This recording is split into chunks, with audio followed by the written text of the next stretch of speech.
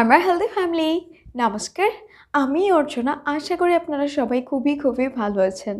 আজকের ভিডিওতে আমরা জানব সূর্য ইয়ান্ত্রাসনা অর্থাৎ সানডিয়াল পোজ অথবা ইংলিশে যেটাকে আমরা বলি কম্পাস পোজ। এই পোজের বিভিন্ন রকম সিকোয়েন্সগুলো দেখুন।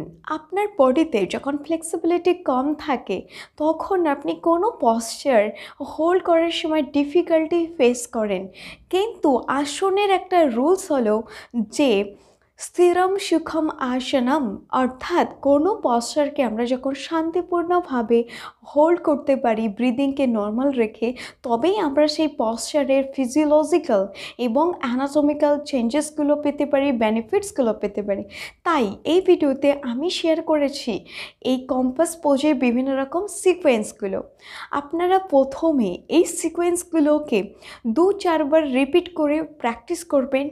তারপরে আপনারা এই পশ্চারটাকে 3 বার আপনারা 3 সেটে অভ্যাস করতে পারেন।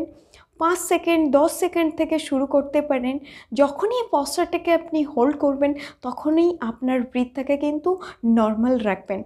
যখন আমরা সিকোয়েন্স অভ্যাস করব তখন আমাদের মাসলসগুলো ওয়ার্ম হয় এবং আমাদের লিগামেন্টগুলো লুজ হয়, ফলে কোনো পশ্চার সেটাকে স্টে করতে, কোনো পশ্চারে পিসফুলি আমাদের হোল্ড করতে কোনো রকমের ডিফিকাল্টিস আমাদের ফেস করতে হয় না।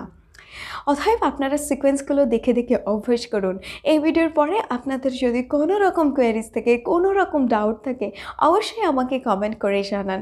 এই ভিডিও সবার সঙ্গে শেয়ার করুন, ভালো লাগলে লাইক করুন, and please subscribe our channel and don't forget to press the bell icon. Thank you so much and let's start our video.